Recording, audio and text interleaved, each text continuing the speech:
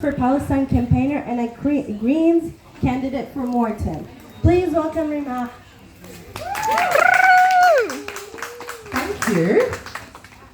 And so my name in Arabic is actually Rima with a ha, which means spears. But I'm happy for you to call me Rima. If for whatever reason you can't say Rima, because I know the ha is very, very hard, so I'm happy for you to call me Rima. I would like to begin by acknowledging that we are meeting on the stolen land of the Agara and Turrbal people, and I'd like to pay my respects to the elders, past and present.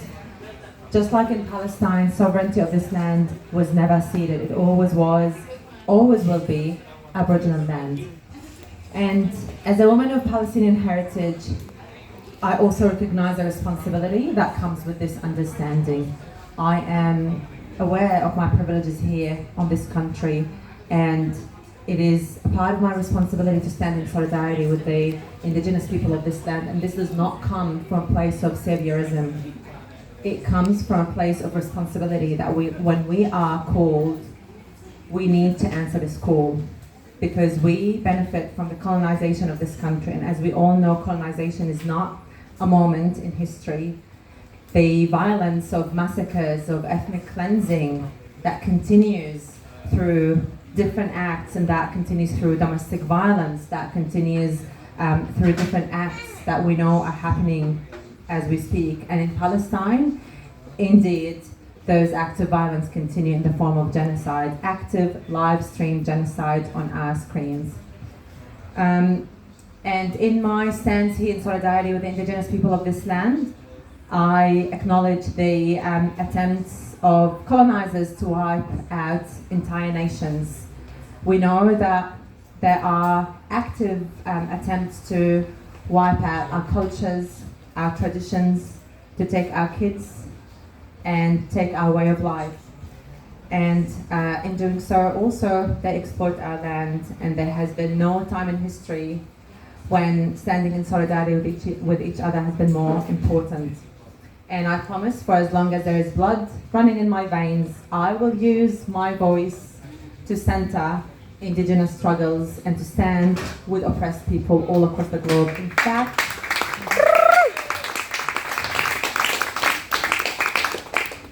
In fact, my voice is my art of resistance. And I don't know, some of you might not know that my dad was an author and an artist, and he was the one who passed on to me that love of resistance. And he resisted in various forms. And he taught me that everything I do in my life can be an act of resistance. Our traditions are an act of resistance. Our cooking, the threads on my abaya, everything we do is an act of resistance. Even the way my tongue rolls in a different way is an act of resistance. It is my resistance in a way, in a world that does not want indigenous people to be sovereign. And you know that cracking down on freedom of speech, I mean, we live in unprecedented times now. Some of you might have seen the new definition of anti-Semitism that's been adopted by Australian universities. And it is truly ironic, because I remember when I was younger, people who were more enlightened used to tell us to distinguish between Judaism and Zionism, distinguish between the acts of Israel and Judaism as a religion. And when we are angry, to direct this anger at a regime rather than a religion. But what we have now, we have scholars who are discouraging us from making this distinction. And I find this truly mind-blowing. And throughout my activism, I've heard multiple times from people who would look at me and tell me that I should be grateful that I'm here, because had I opened my mouth in any different country, I would have been killed, I would have been shot dead. And it really baffles me that some people would like to take credit for the fact that I am alive, but take zero responsibility for the fact that I am here because of the complicity of governments, Western governments and other governments around the world, in the genocide and ethnic cleansing of my people.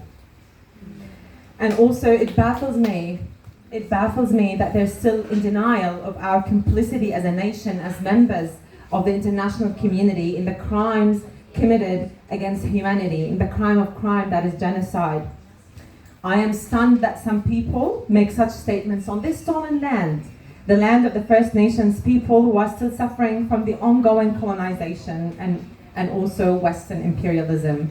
But here's the thing, if they must take credit for the fact that I am alive, they must take responsibility for the killing and ethnic cleansing of the thousands and millions of Palestinians in Gaza and West Bank.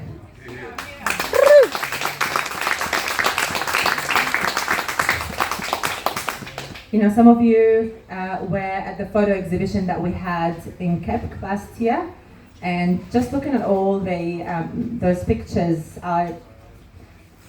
it was overwhelming for a lot of us, especially that standing in solidarity with each other was never new, but to see that unprecedented solidarity from people. If you ask any Palestinian, I mean, we were born into this struggle and we've seen different stages throughout our lives. We have never seen anything like this. But then I looked at the crowd and I told them, they used to tell us that seeing is believing. But I don't know if we haven't we seen enough blood? Haven't we seen enough dead bodies? Haven't we seen enough suffering? How many more of our kids must we sacrifice for the world to believe that this is what we are seeing is actually genocide?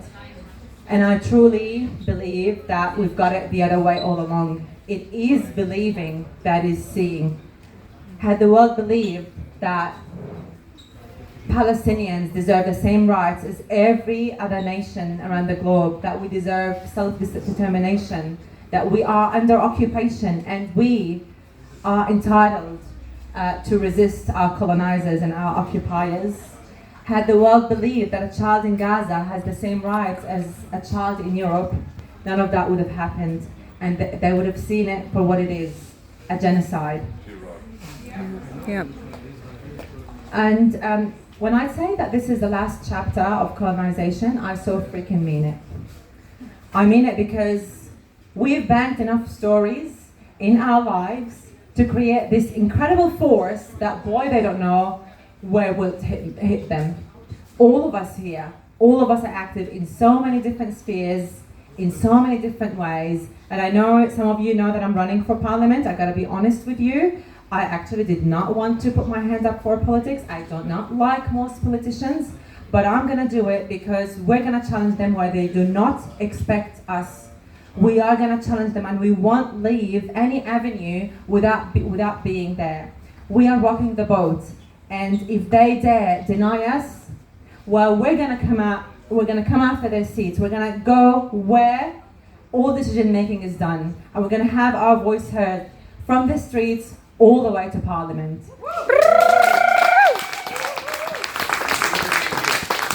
And this is not about parliamentarism. This is not about electoralism. This is about the force that we have out in the streets. It is not about, I know I used to be cynical of electoralism and token politics in any grassroots event. But looking at what we are creating on the ground, looking at the possibilities, what we have here is a force that can expand what we expect from politics. And this is the force that we have, this is the uniqueness of what we are doing. Because politics on its own cannot change anything. They're out there for themselves. They're disconnected and they don't care about us. They care about maintaining their seats, keeping those seats and receiving donations from their big donors with zero interest in people. And the hope that I have in this campaign is that I am backed by some incredible people like all of you. The reality is we are up against big machines. And we have a lot of work ahead of us. It's an uphill battle, but look at us. Look at us going strong. My strength is inspired by all of you. My hope comes from the street, it does not come from Parliament. And if people look at me and be like, oh, whoa, you're so strong, you say it as it is. Well, because I am connected to the people who say it as it is. And if and when we make it to Parliament, you guys are my anchor. I don't want to ever drift away, never.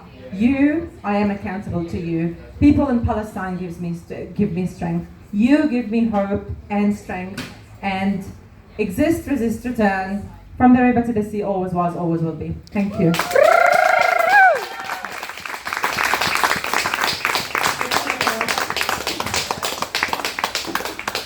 And there's nothing to add after that.